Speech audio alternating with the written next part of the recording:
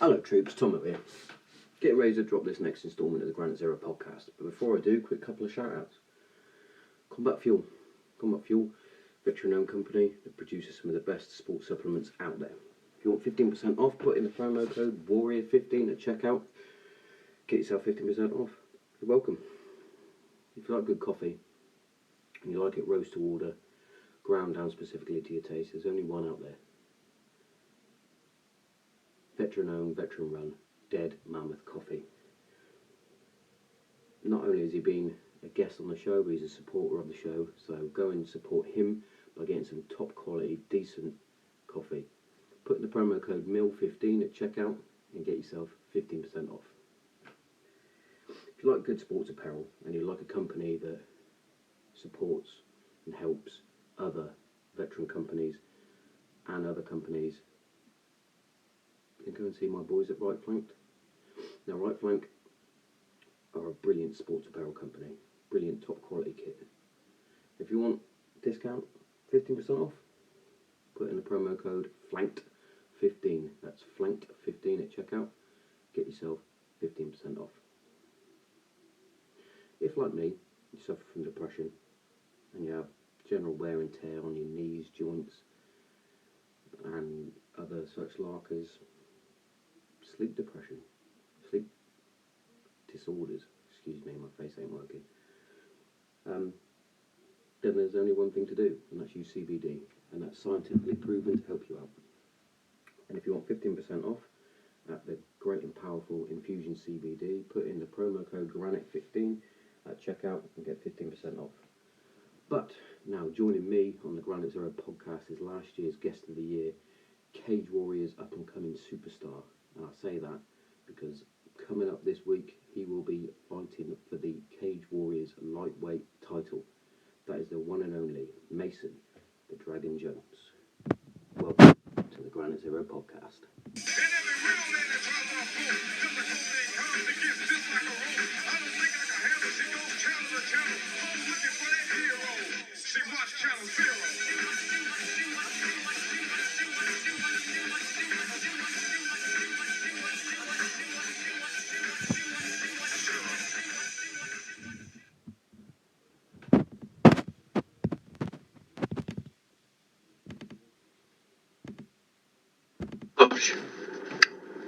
Guest of the year, back on.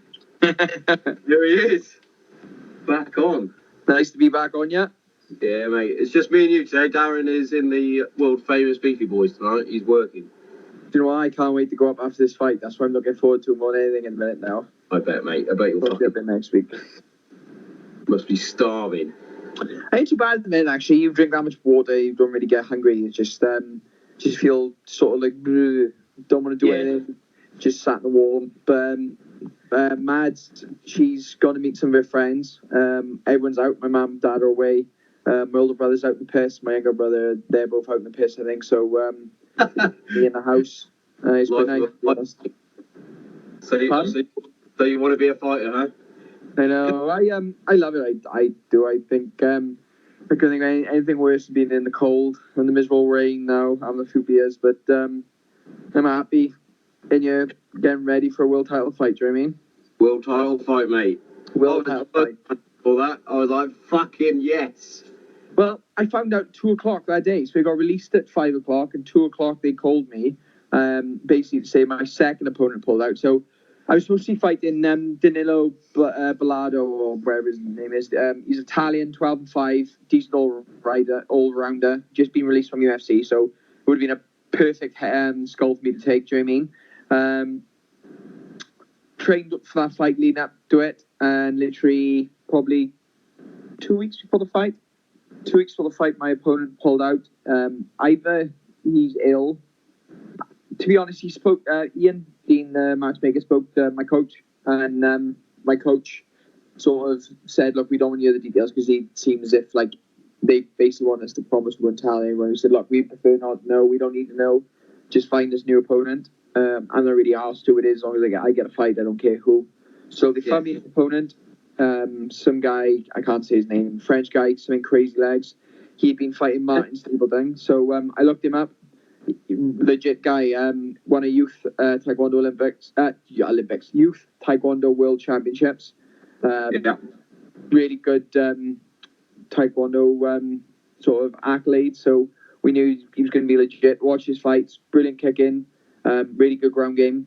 Poor in between, but I was more than happy to take him, and I think I would have probably destroyed him.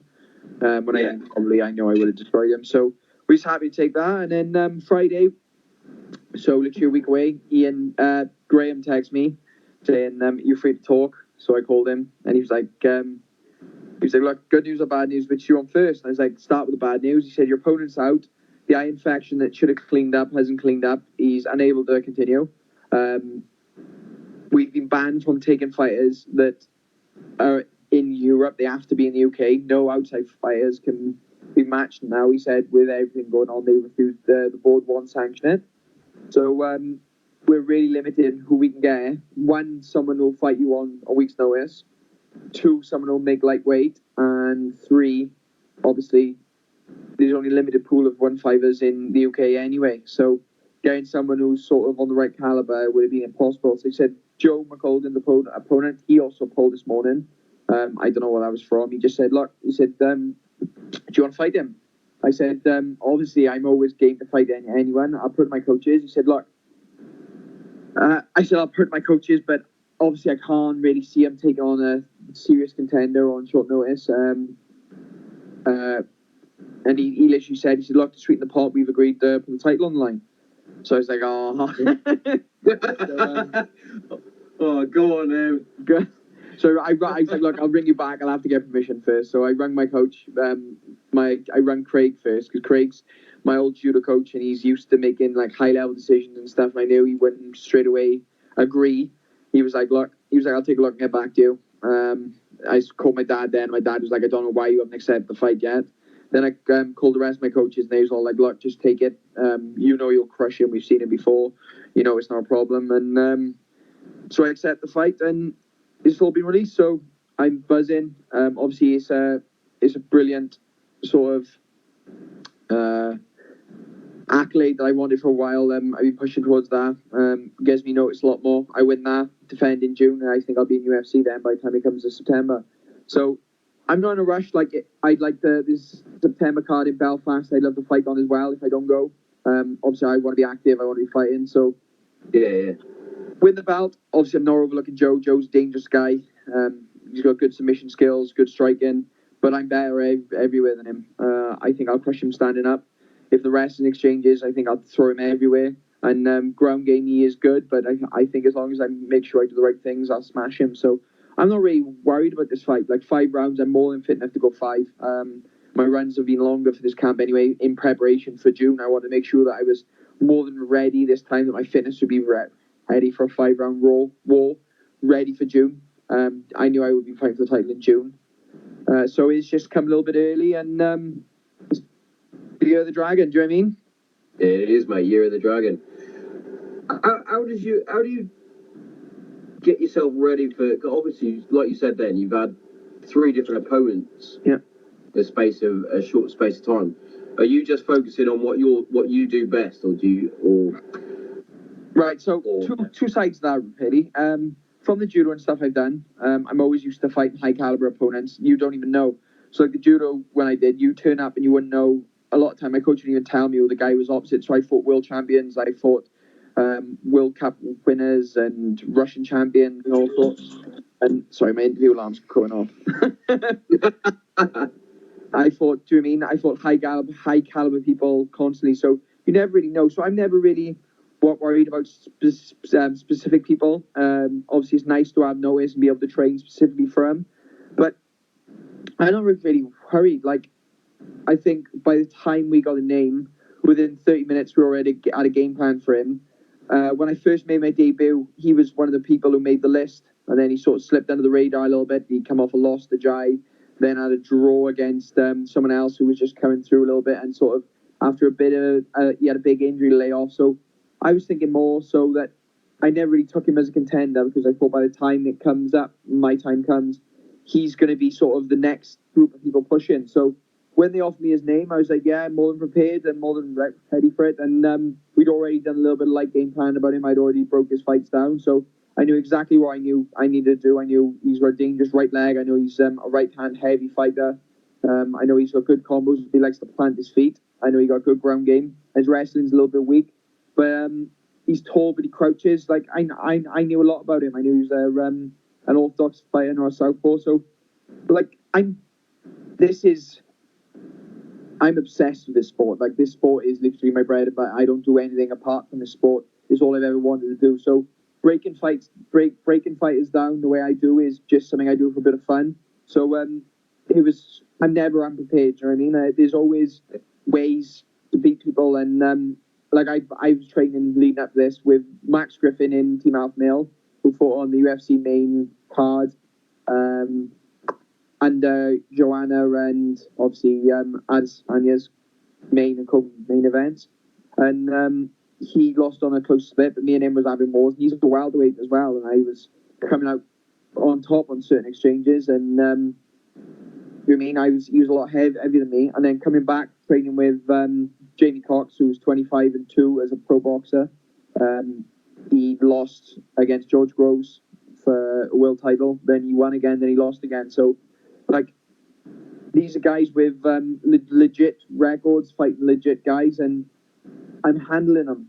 I'm dealing with them well. Me and Jamie go on like house on fire, same as me and Max. So I'm more than at the level. I'm more than ready. It's just putting the pieces together and waiting for everything to slot into place and just showing exactly what I can do. And come Friday night, I'm gonna put my foot down and show people exactly who I am and make a statement and become a world champion. Can't wait, mate. I was buzzing as soon as I got the tickets. I was like, wait for this. Me and me Mrs. cousin's coming up. Oh, awesome. Yeah, because he couldn't believe when I had you on the podcast first time. He was like, "How are you interviewing Mason Jones?" I was like, I asked him. And then he was like, "Oh, mate, I'd love to go and watch that." And I went, "Well, I can guarantee Kate's probably not going to want to travel up to London because we were supposed to go on Thursday. My eldest daughter was supposed to be singing at Wembley, some choir thing. Oh, what's that? But that's been cancelled due to the fucking virus bollocks. So she was like, "I don't really want to go to London twice." And I was like, "Well, I'll ask your cousin. He's a big fight fan, so so me and him gonna go." And I was like, "You do know I'm mates with Mace now. I'm mates. We're mates. We're like that." And he was like, "Oh yeah." I'm like, "Yeah. I'll ping him a message, see if we can maybe say hello." And he was like, "Oh, no way." I was like, I'm not gonna like confirm anything because he's gonna be busy. Obviously, he's got stuff to do after parties and shit afterwards." Definitely drop me a message and I'll come see you afterwards. Normally, you just by the time you finish, you go to see medicals. Then I go to the room, but I should be there around closing time, really. So drop me a message, and if I can catch you on the way out, I will. Apart from that, are you there the next day, or are you going straight home? Well, I only live down the road anyway. I live in Kent. Yeah, awesome. Well, drop me a message because I'm there the next day for UFC if that's not cancelled or not, and then we'll go see. Because what I think is going to happen, look, right? This is my stance on it all. They're going to got an exclusive coming through. Exclusive coming from me. They're going to have a meeting this week, and they're going to call off all mass gatherings starting from the weekend. And I think they'll start from Saturday. So I think Cage Warriors will go ahead on Friday night, and then they'll either cancel Saturday UFC or they'll do a closed door event. I think they can cancel it, to be honest, if they're going to do anything. But it's going to be one of them things. They'll have to have a meeting first. Yeah. Go from there. So I'm more than excited, and I think Cage Warriors is definitely going ahead. From speaking to Graham and Ian, they're all saying, look, as long as we can go, we're going to go. We're going to take it right away to the deadline and just push them. And as long as the O2 is ready to go, it's not to do with us. It'll be the O2 cancelling, not Cage Warriors. But so far, we've been given the green light, and they're saying just go. Yeah, it's a strange one, isn't it? Because obviously certain sports are like, no, we definitely can't do it. And then you get things like Cheltenham races that is ram-packed full of people. My family all went. It's like, but you're going to make up your mind. It's just, I think it's all gone out of hand, I think. I think, well, listen to the Joe Rogan podcast, I was like, yes. Yeah. But it's what they said on it was good. Like, the main thing that'll kill people won't be the flu killing people who are vulnerable. It'll be lack of, obviously, medicines that people can't live without. So stuff like insulin, stuff like that. Chemo's going to be another one. That'll be killing people as well. Like, so my buddy, since I spoke to you last, my best friend, he's a barber who lives near me. We've been close friends for years and years. And the day I got a Cali, he had gone to hospital and I didn't know. And the next day then, one of the boys put in the group chat and was like, look, we think there's something wrong with Lewis, but because he's such a big wind-up merchant, we really didn't know. So in the end, I spoke to his mum and she was like, no, he's really sick. One of the boys spoke to his sister and one of the other boys spoke to his nan, and we was all ringing each other. I'm like, look, they're saying it's legit, but we still didn't know. But it turned out it was serious. So he's got a disease called transverse myelitis. So he went from being perfectly healthy to paralyzed in 24 hours. So he's completely paralyzed from the neck down. So they took him to Bristol. They took him to Neville first, which is Abergavenny Hospital, then transferred him to a specialty unit in Bristol. And he's just been transferred back now. And they basically said, look, he's paralyzed. It could take up to 5 years for him to recover. So we were obviously thinking it's going to be terrible. He's not going to be able to do nothing. But it's been 4 months, I believe, or 3 months, and 4 months. And he's got use for his right arm now. He's got mostly normal. It obviously is sort of like his fine coordination. His arm's slightly off. His left arm is like he can move it a little bit, not much. And he's got feeling in both his legs yet, but it's coming back. So we're hoping by the end of the year he'll be back out, maybe in a chair or just in doing physio. And we're hoping he'll make a full recovery within 2-3 years. So good news. So he's gutted because he can't see my fight. So as soon as I found out, and I had to call from Graham when I couldn't tell anyone. First thing I did was went straight to the hospital because only 10 minutes away from Mad's house, and I told him in person. So he was gutted but buzzing for me at the same time. So it was nice to give him some good news. Yeah, so like you were saying there, it's the people doing chemo and things like that. So where I work, they've got there's a place called Genesis Care, and that's a big chemo place, and they haven't started panicking or anything yet. So I'm like, well, if they're not panicking and they've got people coming in that are riddled with cancer, I'm sure I'll be okay for the minute. You know what I mean? It's just why the toilet paper? I still don't get it. I don't know. I have no idea. It's what like, are they doing? Just need enough toilet roll to make a white flag so they can surrender if they get infected. Right then. My alarm went off again. Yeah, I know what you mean. It's like, tell you what, I'm going to panic buy. What are you going to get? Toilet paper. Obviously. Toilet paper, pasta, tins. Like people be fighting in the aisles for like long life pasta and stuff. You could have gone to Asda, mate, and had a sparring sessions over some toilet paper if you wanted. So Mad's sister, she's like a district manager for Aldi's, and she said in store, she said it's gone that mad. So they said they had 3 pallets of toilet paper in at 9 a.m. By 12 a.m. they was all gone, 3 pallets full. She said they limited people to 5 items each because people were coming in, filling their trolleys with pasta and cans and stuff, as if literally like it's an apocalypse situation and they're going to live in a house for 6 months. But it's the conspiracy theory behind it all as well. It's like they're all giving you all the worst case scenario stuff, but they're not saying anything about the thousands upon thousands of people that are surviving it. Like, back in business, you know, they're all taking their masks off and they're all back to normal. Like, I read an article the other day of a woman of 103 that survived it. So if a woman of 103 survived it, I'm sure we're going to be fine. We're all going to be fine. Well, that Rogan podcast said, didn't he? He said in flu season in America, they normally lose around 400,000 people. And they think it's going to be either 20 or 25% more. So they were looking at about 750,000 deaths. which sounds like a lot. If you look at the population of America. Yeah, exactly. It's like there's like 6 million or something in there in just California alone.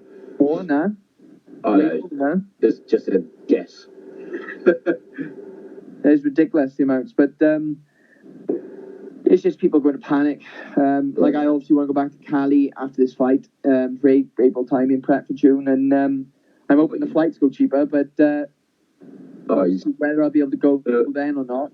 Yeah, my brother-in-law and my Mrs. other cousin, they've forked out fucking, I think it's almost 10 grand for this amazing trip to America that they started paying for last year. They're supposed to be going in April. It's all been cancelled. They cancelled all, are they? Yeah. He said, luckily but unluckily, so they've cancelled all the attractions that they were going to see. They've all been shut down, like Disneyland and all that old world. But if the flights still went ahead, they would have lost all the money that they put in for these attractions. But because the flights have now been cancelled, they get all their money back, which is lucky in a way, but also unlucky because it's a trip of a lifetime for them. Like, well, tell them to rebook straight away. Yeah. Money's probably gone, cost probably gone right down. Just rebook for a different time. Yeah, exactly. That's what I said. Exactly what I said. It's weird. People fry my head with it. I don't get it. Like, I understand people who got at-risk family members and stuff being really worried, but do you know what I mean? There's nothing you can do. You just deal with it. It's just one of those things. Do you know what I mean? It's flu. Yeah, exactly. It's like the football manager, was it Mikel Arteta or whatever his name, the Arsenal football coach. He had it, and it was like within like a few hours, he's released a statement saying, "Yeah, I'm feeling better already," and all this. It's like, hang on a minute, you're supposed to be like death's door with this, according to the media. But I reckon you have, if you start having a scratchy throat, you're like a normal cold where your throat starts feeling dodgy. Yeah. You could have coronavirus then, but it takes 4 days before you start developing. So if you swill normal salt water that kills infections in your throat, there's a chance obviously you can get rid of it before it really latches on. But you're severely contagious when it's in your throat because obviously you're coughing and spluttering and it's going everywhere. And then after that you just get severe flu. So people get it depending on how your body handles it, what sort of white blood cells your body has. I probably said that wrong, but do you know what I mean? Antibodies is the word I was going to say. What sort of antibodies your body has, depending on how you handle it. So you could just have a normal flu, or you could be at death's door. It just depends. But as long as you're fit and healthy, they take fluids on and don't move for 2 weeks. You're fine. It's like 0.02%. Madness.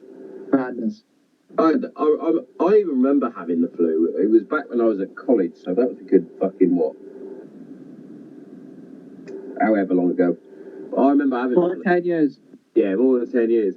So I remember hallucinating because I was that man down that I had a monkey butler that was bringing me my Lemsips and things. In reality, it was my mum. But there's me thinking that I had this fucking monkey butler. So I was like, we've all had the flu. Even on Rogan again, he mentioned that even the common cold is a phase of this coronavirus. Yeah. And been around since forever. So everybody that's listening to the Granite Zero podcast, chill the fuck out. Relax. Stop buying so much toilet paper. Well, a lot of the time, how it is people go to the supermarket, and if it's somebody in front of you and they're chucking toilet rolls and pasta in their trolley, and they're starting to panic, people just have that herd mentality going, shit, if she's doing it, I need to do it. Yeah. And then you see one person doing it, then all of a sudden 10 people are doing it. It's like, have you seen those experiments where they run through a group of people, scream and run, and everyone just turns and runs for them? They don't see how it is. They just go. I used to do that in the Hereford town centre. Not the running and screaming. I'd go in there, and if you just stand there and look up, eventually people start looking up next to you. It's like, I'm not actually looking at anything. I'm just looking at the sky. You're an idiot. Have you seen the elevator experiment? Now, what's that? So basically, people go in an elevator that only has one set of doors, and they'll look in one direction. And as long as the elevator is empty, or there's two of you facing this one direction, when people head in, they'll face the same direction as you. Doesn't matter whether you're facing away from the doors, whether you're facing the wall, people copy it. People don't like standing out, they don't. They like falling in line. Yes. We're all sheep, really. No offence. I mean, that's not the worst thing I've been called, do you know I bet. what I mean?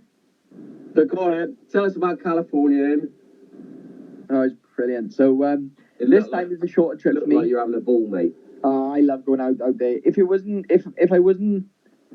I had more money to support myself out there, I can see myself staying out longer. And obviously, with my girlfriend and stuff doing law, she could come out with me so much, so she's opened a card again next time. But we've talked, and as long as I can get a visa, I think eventually I'll be wintering out there because I just can't deal with the cold. Yeah, and the lifestyle out there. Like even in out like when I went in when did I go? January, February. Like it was like 18 degrees, and they're all walking around in winter kit, and I'm like, do you mean I'm walking around in shorts and a jumper, and they're all looking at you like you're crazy, and it's like this is perfectly acceptable for me. Like this is lovely. This is the best. Honestly, but the training's just insane. The coaches are all awesome. The training partners out there. So, last time I spoke, I told you I'd be training with a guy out there called Tawfiq, the Azerbaijani. He won the Risen title, the world lightweight title. He absolutely destroyed everyone in the tournament. Chris Gonzalez, obviously the wrestler I do a lot of work with out there. He won another one of his Bellator fights not long ago, so he's on another win streak and he's grinding away. They're all of them out there doing phenomenally well. Max Griffin started training with us as well. Like I said, obviously Darren Elkins, Andre Feely. He's a monstrous striker, and his last fight I was gutted for him for. He had an injury going into that fight, and like obviously I'm not going to make excuses for him, but that was the worst I've seen him. He still lost on a close split decision. So Yeah. it is hard it is, but they literally just everyone's going from level to level, and I'm glad being included in part of the team sort of thing. It's awesome. But it's one of those, isn't it? I've always been a fan of the team alpha male anyway, because obviously I'm a midget, so I quite like seeing the little guys doing well. And they've always been a iron sharpens iron type. Yeah. And it seems like they had a group full of killers, and now they've added an extra one, a Welsh destroyer. As soon as I found out on Friday, I messaged Uriah, and I ended up telling him on FaceTime. He was over the moon for me. Like that's the type of guy he is. Like it didn't matter what he was doing, he made time to speak to me on FaceTime. Obviously, I don't have any ties to him. I'm not fighting out of their gym. I paid basically nothing because they hardly take money off me, and I'm not managed by him or anything, but he's just like he was interested in what I've been doing. He asked me if I wanted him to look at this boy I was fighting, and he's so positive, and he's just so about the lifestyle. It's insane. So this time before I come home, so I was flying home on Wednesday. No, I was flying home on Thursday, and Sunday I thought this is my last day. I'll go for they have electric scooters there. Go for a scooter around downtown Sacramento. Beautiful weather. Really enjoyed myself. Went back to the supermarket on the way home just to pick up some food for the night because I was running low because obviously I was going home soon. So I was just buying the essentials. Went in, come back out, someone reversed into my rental car and scratched all two panels. Scratched the doors to bits. But because I'm under 25, I can't rent through a rental company. I have to use Turo. So Turo is an American app. You basically rent someone else's car, and it's the cheapest way for me to rent, but it's still ridiculously expensive. So I had like the cheapest insurance possible, so that basically I was going to get fined through my arsehole, and it was like probably would have been costing me about $2,000. So I messaged a couple of the guys out there, and I messaged Uriah and said, look, do you know anyone who can help me? He said, yeah, don't panic. He was like, come see me tomorrow, I'll sort it. So I went to see him. He basically sent me to his millionaire friend, and the guy sorted me out. I ended up paying like $400, which is like £300, and they fixed my car up in like 8 hours, looked brand new. And like that's the type of guy he is. He goes out of his way to help you, and he always knows something that can help. And he just does the extra. Whereas other people, I think, rather than go through all the stress of having to ring people and sort it out for someone who doesn't have any ties to him, he's like, yeah, no problem, I'll sort it for you. He's that type of guy. He's always come across as a fucking down to earth, really, just an awesome bloke. Like even I know there some of them are quite it's a big 'em up and that all those countdown shows. But every time I've seen him on any of the countdown shows when he was a coach to get with Conor McGregor on Tough, I was like, he's fucking brilliant. Yeah. He's got a hell of a chin. Yeah, I'm great out of the gym. He laughs about it as well because they all rip him flat out about it. Yeah. Because obviously, if you've got, do you know what I mean? If you've got a chin like I, you're used to getting banded about it. Yeah. But I used to get it for my ears, so I'm all right. I'd have never made a guy any good at jiu-jitsu or wrestling with these ears. They would be everywhere. They'd be all over the shop, mate. Well, I got one that went up the mad sorted for me. Doesn't look too bad now, and my other one's still pretty good. So I'm not doing bad. I just look like I've been in wars, but I've looked like it since I was born, to be honest. Like I've just had one of them faces always look beat up. Yeah, you got your squashy nose as well, haven't you? Bounce back nose. It made me laugh because as soon as they released the poster for that, some scouser commented on it saying, well, at least you can tell these two are fighters. Look at the mushes on them too. I was like, you cheeky prick, like. They started laughing. I was like, you cheeky fucking bastard. I was like, I went mad. I went, there's nothing wrong with my face. She went, no, there's nothing wrong. And it just walked out laughing. I was like, you cheeky fuckers, like. No, you're lovely. That's it. I sound like your nan, like. Oh, fucking brilliant. I am buzzing for it though, mate. I fucking genuinely. It's my first like proper event I'm going to live as well. So. Right. Come and watch the one in June in Cardiff, because Cardiff's next level the O2 as well. It's bigger, it's better, and the Welsh crowd's insane. I'll sort you out with tickets, no problem. But come down and watch the one in June. I'll have to make sure I get on that then. Yeah, bring the missus to town as well. It'll be a nice weekend. Oh, nice one, mate. Nice one. So what do you do now then while you're the last week? So down. Today's my day off. Last all the way through to Friday was normal training for me. Tomorrow now, I'll get up. I'll run whenever I decide to get up. So I got to stay up now till 1 a.m. I'm not allowed to go to sleep before 1 a.m. Just to get my sleep pattern shifted because I've been training early and different things. I have to start going to bed later and staying up and sleeping in later. So I'll try and sleep in till 10 a.m. Just because obviously I'll be fighting around 10 a.m. At 10 p.m. If you're starting to get tired around 10, that's not a good thing. You have to get your body used to being up later. Yeah. Tomorrow I'll get up whenever I get up. I'll run about 10k. Then I'll be water loaded through the day, so I'll drink I'll drink 8.2 litres of water, same as I drank today. And then in the night, I'll do pads as late as possible, so I think we're doing them around 9, 10 o'clock. And then I'll do the same thing Sunday, Monday, Tuesday, and then I'm done then. I'll go for a light run on Wednesday, nothing too crazy. And then weigh in on Thursday, and I'm done. Ready to go. Ready to throw hands. Weight all on track, is it? I don't know. I am weighed now. I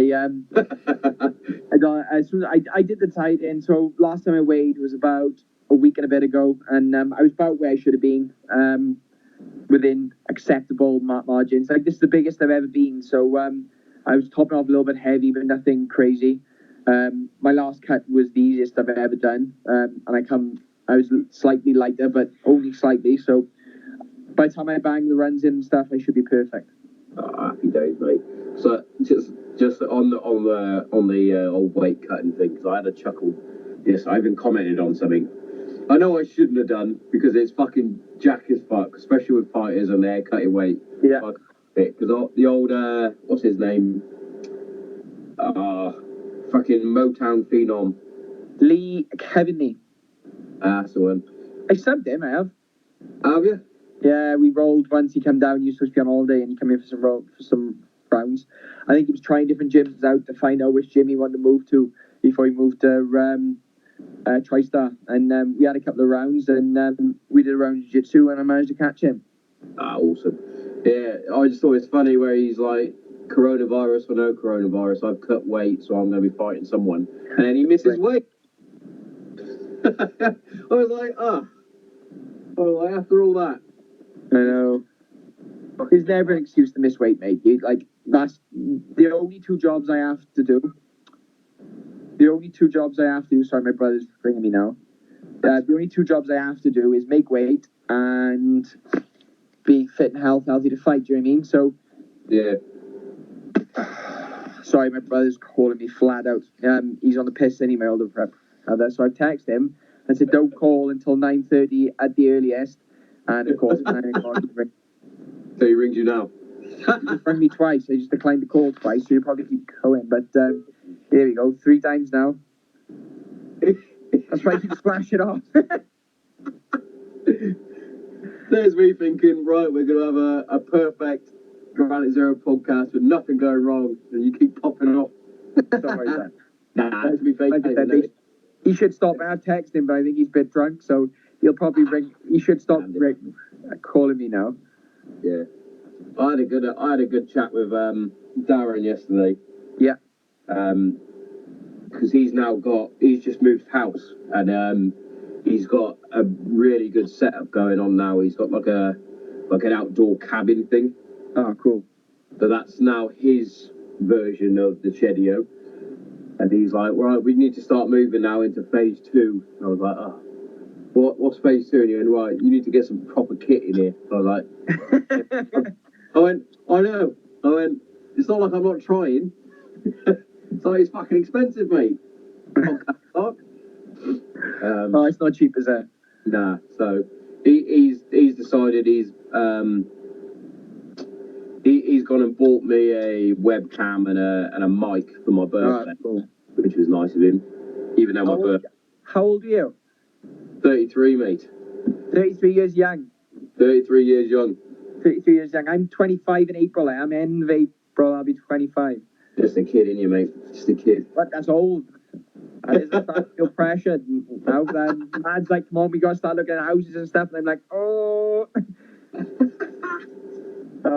Like I'm a smart guy, so because my dad's so money orientated with different things. Like my dad's where I love to fight. My dad loves making money.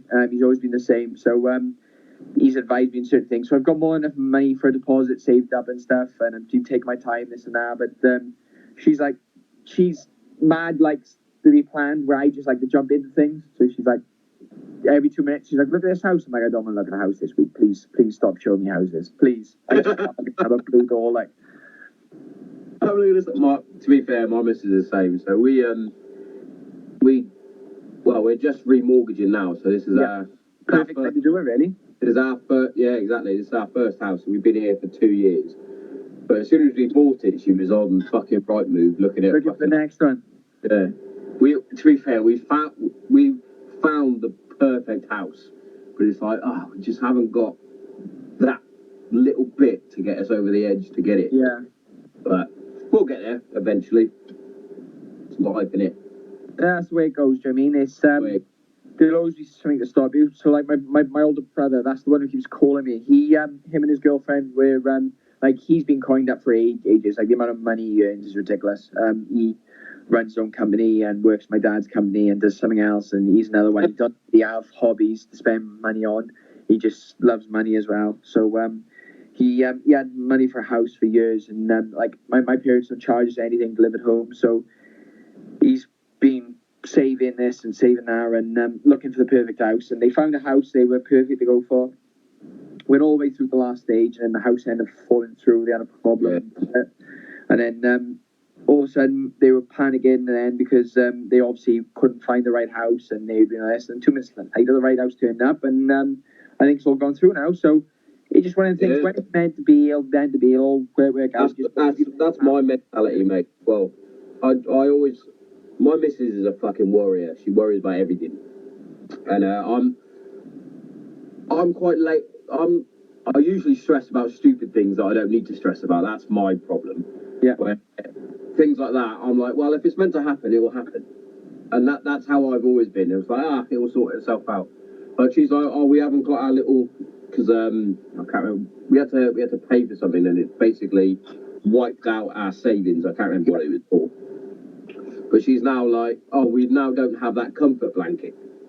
And I was like, we've never struggled, so we always pay our mortgage on time. As long as we've got a roof over our head, the bills we need are paid, and I can get food in. I went, if we have to get rid of like little luxuries like Sky, we'll get rid of Sky. It's not. Mate, I get rid of Sky anyway. I don't understand the whole thing. Yeah. My mum and dad pay so much for it. I'm like, no one watches watches anything on that. I don't even watch TV anymore. I just read. That's good. I wish I could read, but I can't. I'm really bad for films. I love films. Like I adore films. Man after my own heart. So that's why I like books so much, because when I read, it's literally like a projected film. That's always good. I've always struggled reading, because I like to say I'm a lazy reader. I skim read. Yeah. And then I'm like, oh, I've done that. And then I'm like, well, I'm not really taking this in. So that's always been my problem. It's part of my dyslexia, I think. Yeah. But yeah, I'm a movie buff as well. I even took one of the movies that you were watching the other day, I'll Never Back Down. Watched that today. What a film that is, man. I watched that today. Have you seen that before? Yeah. No, I was going to say, I would be disappointed if you went to see it. I went to the cinema. But let me have When it first came out. Dying. 8. Yes.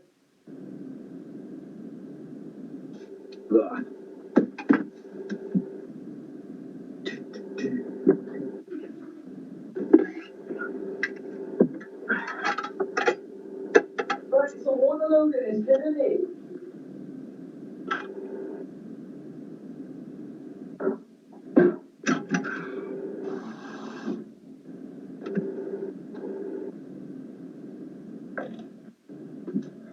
Wash your hands, just kill that corona. Gotta wash your hands. I'll be killing everyone in the house. Gotta wash your hands, mate. Gotta wash your hands. Did you sing Happy Birthday while you were doing it? Oh.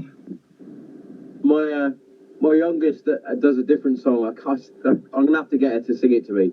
It's like she's got all these lyrics that go with it. Like, I'm doing my palms, I'm doing the back of my hands, in between my fingers. Oh, that's all bollocks. It's quite funny. Bless her. Oh, she was funny. We were literally, before I came on, we just were having our little. We had a bit of a picky dinner just to wind you up. Yeah. We were having pizza and wings and stuff like that. Oh, stuff that you're not allowed to eat. I love barbecue food. And barbecue wings. Oh, she was having a bit of banter with her sister, and my eldest is very fair, so she's got hair's blonde, eyelashes are blonde, her eyebrows are blonde, and I've always wound her up by saying, "Oh, Jess, you've got no eyebrows." That's because obviously I've got the world's thickest eyebrows. Yeah, she doesn't take after me at all. And Sophia was just sat there, and she just was looking at her and goes, "Well, it doesn't matter what you think, Jess, because you've got no."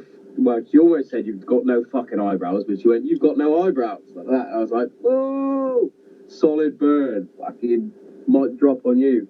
She's got all the sass, mate, all the sass. Bless her. How old is she? She's 6. Oh. Yeah, the attitude on her, you wouldn't think she was, though. Girls for you, mate. I got all brothers and one sister, and my sister was completely different to the boys. Completely different. Yeah. Well, both me and Dara, but we've just got girls. So I've got.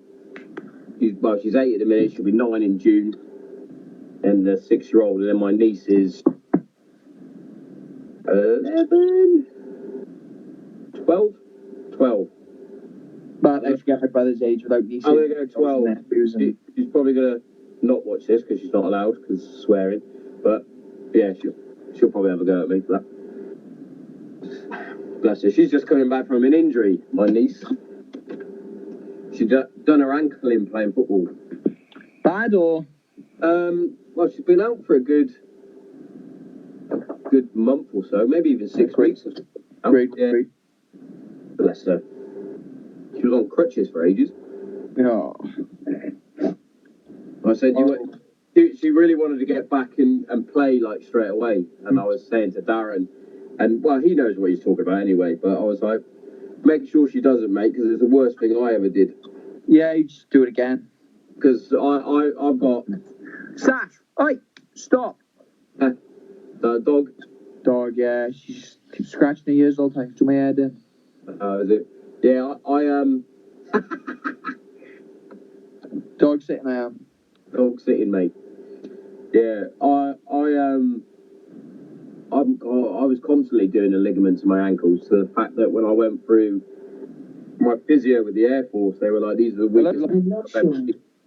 They were like, how many parachute jumps did you do? And I was like, I ain't done any. And they were like, oh, you need to go through some proper physio. I was like, oh, brilliant. But yeah, I was telling her and him, I was like, you need to make sure you get that.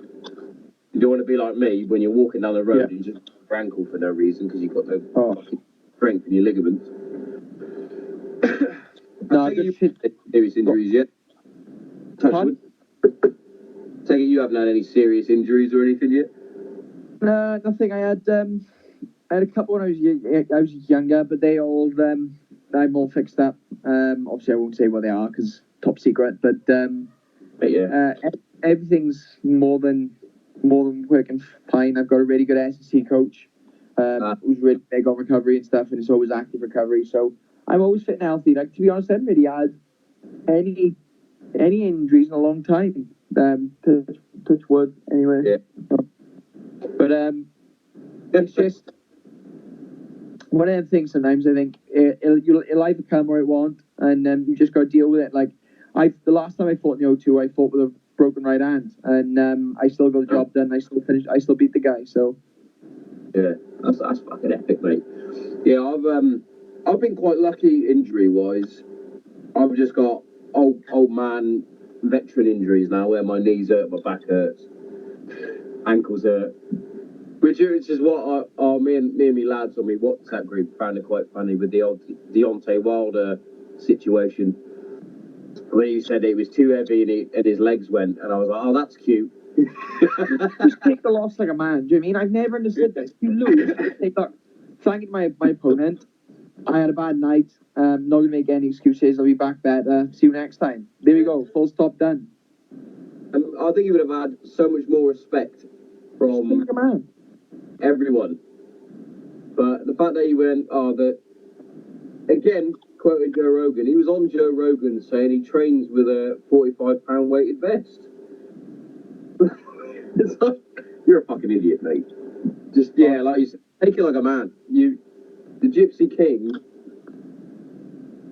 made you look as amateur as everybody thought you was. What do you think about him and Joshua?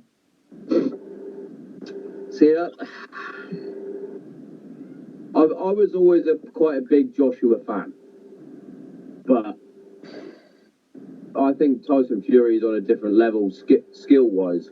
When you break down when you break him down, in theory, he's still quite new to it. He hasn't had the extensive amateur background that people think he did, because he took that up. He started. Yeah, and even professionally now, I don't even know how many fights he's had. 20 something. 20 something, 30 something? No, 20. I don't think he's in it. 22 and 1, something like that. So he hasn't had that many fights, considering you look at some of the heavyweights and well, a lot of the boxers. Yeah. But even take Lomachenko, who's a lighter weight, but he had like 800 amateur fights. There's a reason why he's so good. You know what I mean? But he's like 801 as an amateur, I think, and then he's what, I don't know how many pro fights he got and one loss, isn't he? Because his pro debut was for a world title. I watched back that loss and I was like, did he lose? Well, his pro debut was for a world title. Do you know what I mean? Yeah. Who makes a pro debut for a world title apart from a man? Do you know what I mean? a man that's a glitch in the Matrix. Yeah. My favorite boxer of all time. Yeah. Current time. Who's your favorite boxer of all time? I tried to talk boxing with Darren. He doesn't like it really. anymore. He used to. Style-wise, I like Andre Ward. Obviously, Tyson. Tyson's one of them. Like, he's just a classic. You always think like the atmosphere he created, and like the way he was. Muhammad Ali's another one. Obviously, everyone loves Ali. I think that's like a law. Do you like boxing? Yeah. Well, you have to like Muhammad Ali. It's a law. You have to. Do you know what I mean? But currently, obviously, Lomachenko's my favorite current boxer. Yeah. Style-wise, the way he breaks things down, the way he moves. Like, there's a video somewhere, and I couldn't find the video anywhere, and people are calling out boxers, and he's imitating their styles. And it was such an interesting thing to see, because it just shows how well he adapts to things. Yeah, and it's also mad that his old man made him stop fighting and take up dance, wasn't it? Mm. But he had a really good wrestling background as well. Yeah, he did a Sambo or something. Sambo, yeah. Yeah. Sambo. Oh, standard, isn't Yeah. I can't stay much longer. I can only stay for another 10 minutes. I gotta go pick the missus up, and so all good, mate. That's all good. Yeah, I was always Ricky Hatton and Joe Kawasaki were my two. Yeah. I love. Well, Joe is a Welsh national hero, and he's definitely down as one of the best boxers of all time. I just really don't understand why he doesn't have enough credit. Credit enough. It's bizarre. It's because they always go, well, we fought so and so and so and so. They were late in their career. Well, he still beat him. Yeah. And he beat a prime left hook Lacey. In fact, he destroyed him. It's one of those, isn't it? And then Ricky was brilliant up until he fought. Well, he was even brilliant when he fought Mayweather. And that took him hard, didn't it? Yeah. That's when he went on his little downward spiral. But look, I like boxing. I've always liked boxing, and I'll be watching you lift up the title on a Friday, mate. I can't wait, but it's flown around, and obviously it was a nice change. Come round quick. Do you fighting for a belt? Was it your ninth pro fight? Ninth pro fight, yeah. Ninth pro fight. Title. I did 9 pro fights, about 3 amateur fights, and then because I did 1 amateur fight on Cage Warriors. Before that, I'd done like 2 or 3 fights when I was like 14, 15, and then I don't know. I had 3 pro boxing fights, and about 3,000 judo fights. Just all the judo fights. Give them all of them. Kickboxing I did. I kickboxing fights. Quote old Ronda Rousey on this one, because they used to say she was really inexperienced because she only had however many pro fights and however many amateur fights. She was like, well, I used to fight around the world doing judo every weekend. Hundreds upon hundreds of judo fights. So I'm used to competition. It's just like, so that's what it is, isn't it? I'd love to know how many fights I had in total. Because like all the fights I did as a kid, like I've been competing since I was about 8 to 9 years of age. Like I've been competing, fighting in kickboxing tournaments, in combat jiu-jitsu, in BJJ, judo, bloody everything, to be honest. Like everything I've competed in. I don't know how many different things and different sports against different people, different levels. And like judo, I fought world champions, World Cup winners. I've trained Olympic champions, world champion boxers. I mean, I've done my rounds, and I'm still only young. Like I've only got time to get better, Exactly. and I'm better every time. Not even at your prime yet, mate. No, yeah, mate. I got a long way to go, and that's why I'm in no rush to get UFC yet. By the time I win this belt now, defend in June, maybe defend again in September. Like at the minute now, I know I'm definitely able to beat like the majority of fighters in UFC. By the time I get a little bit bigger now, a little bit stronger again, my technique is better. I think I'll be more than capable of beating the Habibs of the world and whoever I need to that gets in my way. So it's just always progression. It's just about getting better every time and not going backwards, just making sure you're advancing. Spot on, mate. Spot on. And we're going to be here with the journey, mate, all the whole way. That's nice to hear, mate. All the way. Definitely good to hear. So was it Cage Warriors Fighter of the Year you got last? Yeah, Cage Warriors.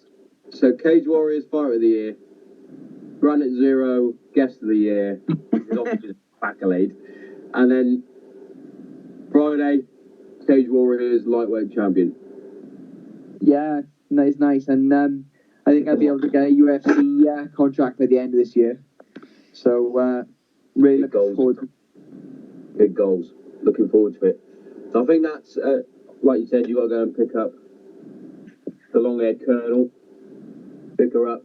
So it's a good way to finish the show there, mate. That was fucking spot on. And I'm looking forward to seeing you on Friday, kicking some shit, mate. Definitely, mate. And we'll have to catch up after 100%. Oh, 100%, mate. Definitely. 100%. So the before and the after. Definitely, mate. I'll be out for over my belt, my new belt. Ah, love it, mate. I'd love to. Speak to you soon.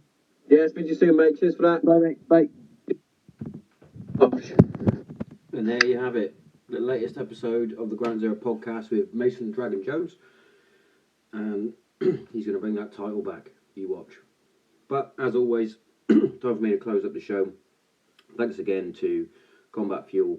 Thanks again to Infusion CBD, Dead Mammoth Coffee, and Right Flanked. But as I say in the regiment, per ardua, through adversity, I'm Tommo, and I'm out.